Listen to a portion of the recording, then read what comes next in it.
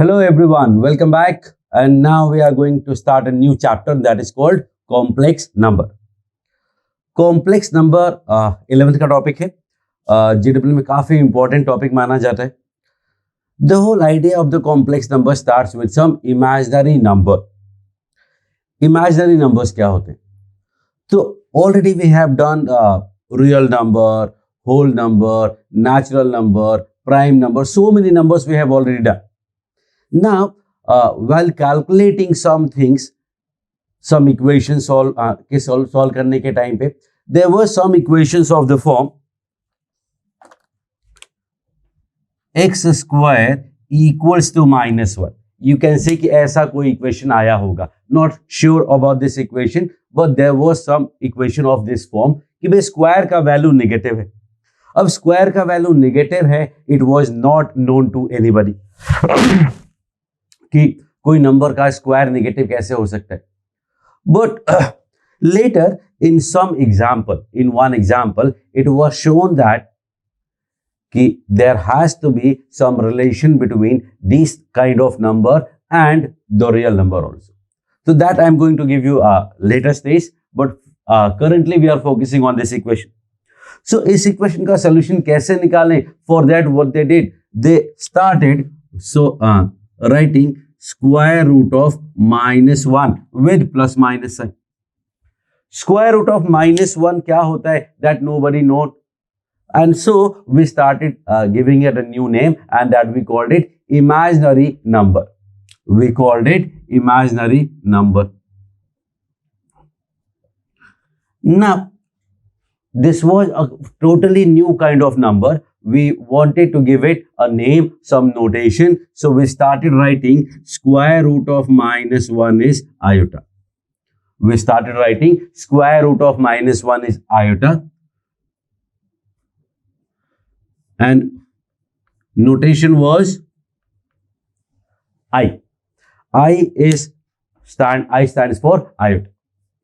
So iota को हमने बोला कि भाई वो स्क्वायर रूट ऑफ -1 हम मान के चलते हैं क्योंकि ज्यादा कुछ आइडिया इसके बारे में है नहीं. And once we started with a number we wanted to create the whole mathematics around it, because you will see in the next example कि एक्चुअल में there was some cases when we saw that there has to be some relation between real number and imaginary number. So would we say that ki iota is square root of -1? Then if I ask you what is I square, what do you say? You will say कि I square का value इसका square करोगे तो क्या मिलेगा? -1 आएगा. And this is actually a real number. मतलब iota का स्क्वायर इज -1 बिकॉज आयोटा था क्या? Square root of -1. ना if I ask you I cube, what is I cube? तो I cube can be written as minus iota. कैसे? I square into I cube. I square का value -1 होता है तो into आई करेंगे तो क्या हो जाएगा? -i हो जाएगा. और फिर आई पावर 4 का बात है. And I power 4 what we can do? I can say कि I power 4 is I square का square. Square of I square मतलब square of -1 and that gives me +1. And this was a very nice result to go with. So what we can see कि I का power 4 जो है वो 1 होता है. It means if we multiply or divide any number by I power 4, it is not going to change because that is just like multiplying by 1. And so we started using it for difficult questions. Like suppose we need I power 5. I power 5 क्या हो जाएगा? इसको I power 4 से divide करते हैं. Let's divide it by I power 4. What do I get? I. और I power 4 से divide करने पे value will not change. That you need to understand. Then I can say कि I power -5 क्या होगा? What will be I power -5? तो I power -5 में I power 4 divide नहीं मल्टीप्लाई कर देते. If I multiply this by I power 4, I get I power -1. अभी भी we don't know the value. Again multiplying it by I power 4. What do I get? I cube. और I cube का value हमें पता है that is -iota.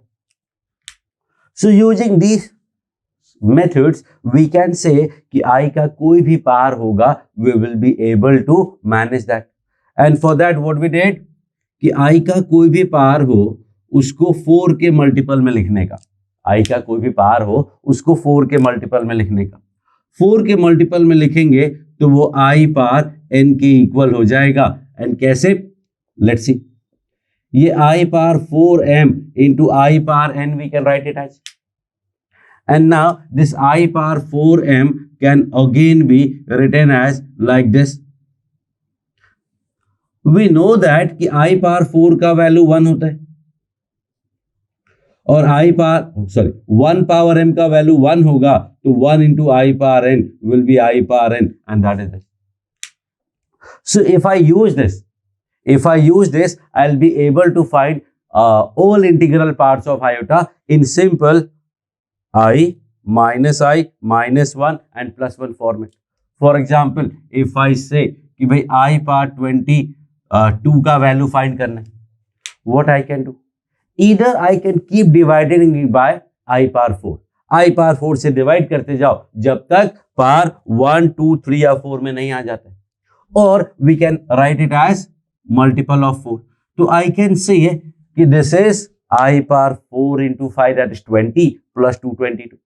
Now we know what is the value of this. Think of it. I power 4 m plus n का value क्या होगा?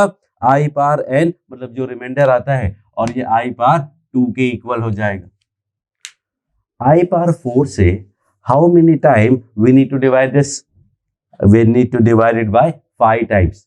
We need to divide it by I power 4.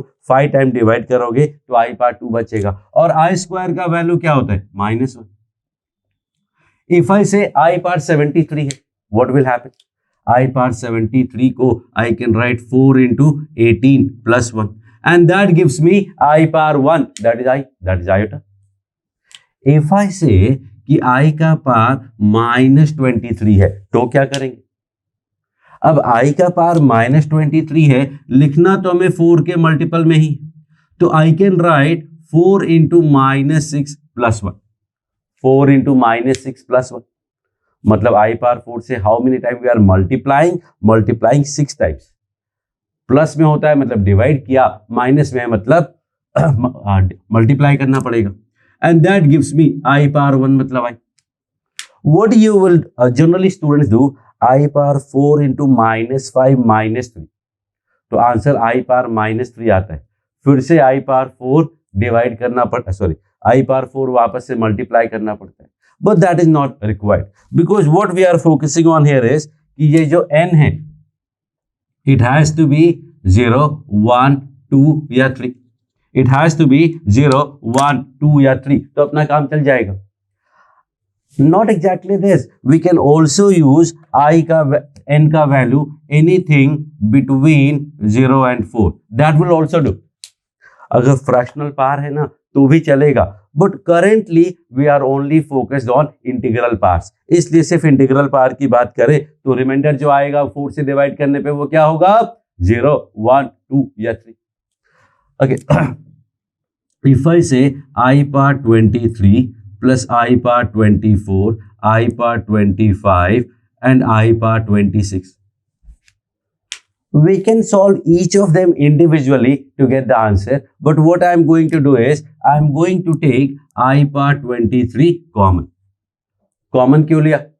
Standard method है, कहीं भी कुछ भी common दिखता है common लेने का rule है, you take common and you will be actually better off. So I power 23 common लिया तो मिला 1 plus iota square plus iota cube. I power 23 को अभी सिंप्लीफाई करने की जरूरत नहीं है because let's see what happens. I square is -1 and I cube is -i. देखना प्लस I -1 प्लस 1 कैंसिल 0 आ गया.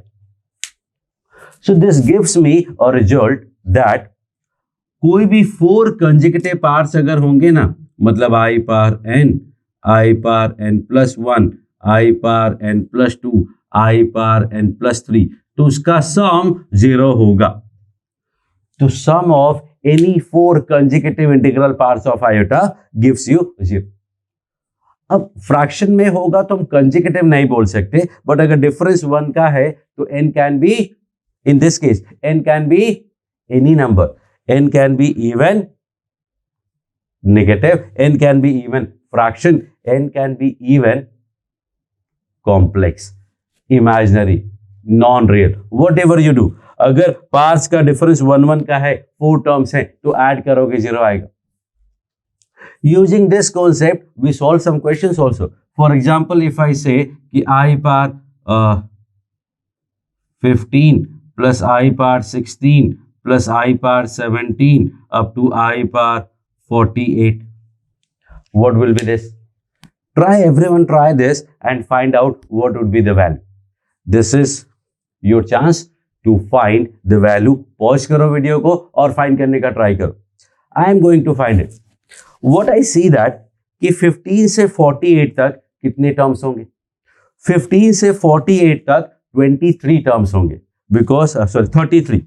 48 minus 15, that is 33.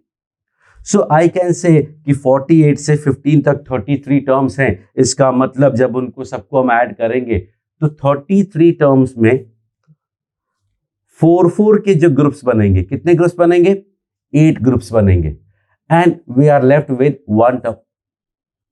वो 1 टर्म हम फर्स्ट भी सेव कर सकते हैं और लास्ट भी सेव कर सकते हैं, but that is actually wrong. You have calculated 33 terms, which is actually wrong. These are not 33 plus but 34 terms हैं. सोचो 1 से 5 तक how many terms are there? 5 minus 1, 4 terms? नहीं, 1 2 3 4 5, 5 terms हुए. अच्छा 5 to 10 कितने terms होंगे? 10 minus 5, 5 terms होंगे. Let's see, 5 6 7 8 9 and 10, 6 terms आ रहे. 1 से 10 तक कितने टर्म्स होते हैं? 10 minus 1, 9? नो, 1 से 10 तक 10 टर्म्स होते हैं. 2 से 6 तक कितने टर्म्स होंगे? 6 minus 2, 4? नहीं, 2 3 4 5 6, 5 term. So the whole idea behind this is कि m plus 1, m plus 2 up to n कितने टर्म्स होंगे? n minus m नहीं होंगे. There will be n minus m plus 1 terms. This is something very important you need to understand. And so 15 से 48 तक how many terms are there? 48 minus 15, that is 33, plus 4, that is 34 terms. अब 34 terms हैं तो 4 के group बनाओगे तो 8 groups बनेंगे. 4 के there will be 8 groups. 1 group, 2nd group, 3rd group, up to 8th group. 8 group का मतलब 32 terms हो गए, because every group is having 4 continuous numbers. So what I am left with? 2 terms. वो 2 terms कौन से हो सकते हैं? I power 47 और I power 48, ये 2 terms बच जाएंगे. Now we know that हर एक टर्म का, हर एक ये 4 का जो ग्रुप है, सबका value individually 0 0 0 0. So what we are left with is 0 plus I power 47 and I power 48. I power 47 का मतलब हुआ 4 into 12 minus 1. But minus 1 should not be there, not advisable. हो सकता है लेकिन नहीं रखने का, तो plus 3. और I power 12 into 4 plus 0. ये I power 3 बचेगा, that is minus I, और I power 0 बचेगा, that is 1. So answer is 1 minus iota. Now this is called complex number. सिर्फ I होता है ना, that is called imaginary number. Complex के साथ कुछ रियल नंबर भी ऐड कर दो तो that is called complex number. वो अभी लेटर स्टेज में आएगा. One more idea I have कि we have to make groups of 4. 4 number का ग्रुप बनाना है. स्टार्टिंग से क्यों बनाए? एंडिंग से 4 का ग्रुप बनाते हैं. एंडिंग से 4 का ग्रुप बनाओगे तो आपको I पावर 15 और I पावर 16 बचेगा और फिर 4 के ग्रुप बचेंगे. ये सारे 0 हो गए और I power 15 will be 4 into 3 plus 3 और I power 4 into 4 plus 0 plus all 0. i power 3 बचा दैट इज माइनस आई, और i पावर 0 बचा that is 1. So it is your choice कि आप कौन सा सेव करना चाहते हो. आप लास्ट का नंबर सेव करना चाहते हो या स्टार्टिंग का नंबर सेव करना चाहते हो, that is another thing. But you need to understand every 4 consecutive parts of iota will result in a 0. उसका यूज करके हम काफी आसानी से फाइंड कर सकते हैं. अगर आपने जीपी पढ़ा हो, ज्योमेट्रिक प्रोग्रेशन, तो this is actually a geometric progression also. Geometric progression का फॉर्मूला क्या होता है, ये देखना, इसमें आई मल्टीप्लाई किया, फिर से आई, फिर से आई, फिर से आई, आई मल्टीप्लाई करते जा रहे हैं. तो इसका फर्स्ट टर्म क्या है, आई पावर 15. कॉमन रेशियो क्या है, आयोटा आई, और number of terms 34 terms. Sum GP का लगाओगे, फिर से ये फॉर्मूला लगाएंगे and you will get the answer. So that is the whole idea about this basic imaginary number, that is I. I is also called imaginary unit because now onwards everything in complex number, everything in imaginary numbers we are going to represent using iota. Iota का use करके we are going to represent everything. So this was the basic story of iota का origin. But ज्यादा concept में clarity कब आई, ज्यादा work करना कब start किया, बॉम्बेली करके there was a mathematician. He was actually solving a cubic equation. Everybody know a cubic equation is. Cubic equation is an equation of the form ax cube plus bx square plus cx plus d. अब cubic equation को solve करने के लिए method आपके पास है. What we do is, पहला root we find using hit and trial and error method से we find one root कि 1 सेटिस्फाई करता है या नहीं. -1, 2, -2, 3, -3, 0 पहले चेक कर लेते. ऐसे करके कोई एक रूट हमें मिल जाता है. If we get one root से alpha, so we know that कि अल्फा अगर रूट है तो x माइनस अल्फा उसका फैक्टर होगा. अल्फा अगर रूट है तो x माइनस अल्फा उसका फैक्टर होगा. तो x माइनस अल्फा फैक्टर होगा तो उससे हम डिवाइड कर पाएंगे. जब x माइनस अल्फा से क्यूबिक को डिवाइड करते हैं तो हमें क्वाड्रेटिक मिलता है, और उस क्वाड्रेटिक के रूट्स फॉर्मूले से हमें आते हैं. But then there was some mathematician who also derived a formula for cubic equation also. Cubic के लिए भी फॉर्मूला होता है, but the only problem is कि वो क्यूबिक एक स्पेशल क्यूबिक होना चाहिए जिसमें b का वैल्यू 0 हो. मतलब एक्स स्क्वायर का टर्म 0 होना चाहिए. ax cube plus cx plus d. अगर इस फॉर्म में रिड्यूस कर सके तो we have a formula for the cubic also. जैसे अपने पास क्वाड्रेटिक का फॉर्मूला है, उससे डिफिकल्ट होता है but there is a formula. So if we don't have the equation of the form जहां b का वैल्यू 0 है तो क्या करेंगे, तो हम कुछ ट्रांसफॉर्मेशन करके b को एलिमिनेट कर देते, और b को एलिमिनेट करने के बाद we get the formula and we apply it and we get the answer. Then one day someone started with the equation and now I am going to show you कि how he got to know कि कुछ अच्छा सा relation होना चाहिए non real number और real number में, square root of -1 and normal numbers में. So stay tuned.